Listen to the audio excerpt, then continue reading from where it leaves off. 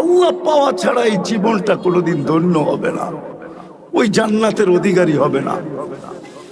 যেই জান্নাতের একটু ঝলক দিলাম তোমাকে, আর একটু দিয়া দেখি তোমাদের বুঝে আসে কিনা, পাইতে চাও কিনা ওই জান্নাত? চাও? কে কে পাইতে চাও ওই জান্নাত? দেখি। মাশাআল্লাহ, মাশাআল্লাহ। মা বোনরা ভাববে সব তো পুরুষরাই দিয়া দিতেছে, আমাদেরকে মনে হয় কিছুই দিল না। ঠিক না?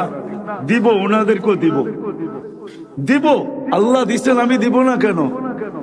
হ্যাঁ, আল্লাহই তো দিছে। মা বোনরা তো জান্নাতের রানী বানায় দিছে। আর কি চাই? রানী। পুরুষের 500 বছর আগে যাবে, পুরুষ 500 বছর পরে যাবে। কেননা মা বোনদের দুইটা শখ দুনিয়ায় পুরা হয় না। স্বামী যত বড় ধনী হোক, যদি পুরা হইতো তাহলে বুড়া বয়সে এসে বিল গেটসের স্ত্রী সাথে কোনোদিন বিচ্ছেদ করতো না। ঠিক না? বিচ্ছেদ কখন হয়? যখন পুরা না হয়, যখন পুরা, অথচ দুনিয়ার 1 নম্বর ধনী।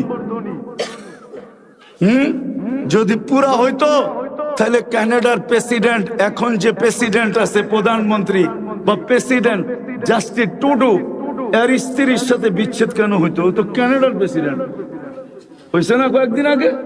না হয় না? হুজুর মনে হয় জানেন না। ঠিক না? করতে জানবো হুজুরে, এই কয়েকদিন আগে হয়েছে। ঠিক না?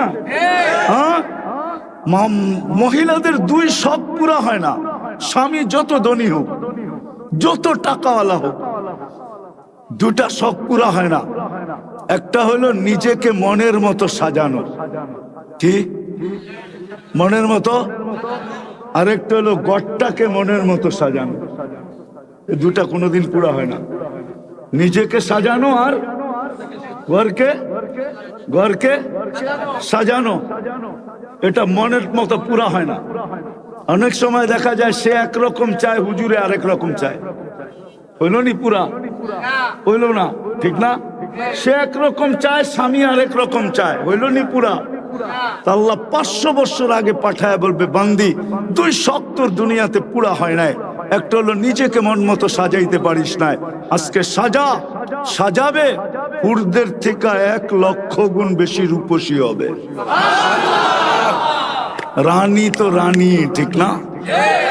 ঘরটাকে সাজাবে, আল্লাহ বলবে আমি সাজায় দিছি, কিন্তু দেখ তোর পছন্দ হয় কি হয় না। যদি পছন্দ না হয়, তুই চাইতে দেরি পাইতে দেরি হবে না। তুই মন মতো সাজা, যেদিন কমপ্লিট হবে ওই দিন তুই সিগন্যাল দিস, আমি রাজাকে পাঠায় দিব।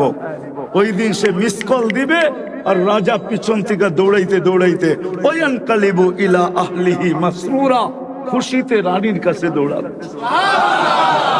দুনিয়ার ব্র্যান্ড আর স্ট্যান্ড, কমসে কম মা বোনদেরকে জান্নাতে যে পোশাক দিবে সবচেয়ে কম দামি, এটা 3 কিলোমিটার ঘের হবে। 3 কিলোমিটার ঘের, বোঝেন ঘের? হ্যাঁ, এরকম করে মারবে, 3 কিলোমিটার ছড়ায় নিয়ে ফুলা উঠবে। এরকম লেহেঙ্গা পরাবে আল্লাহ। আলোর সুতা দিয়া বানাবে, দুনিয়ার সুতা দিয়া না। হায় হায় হায়,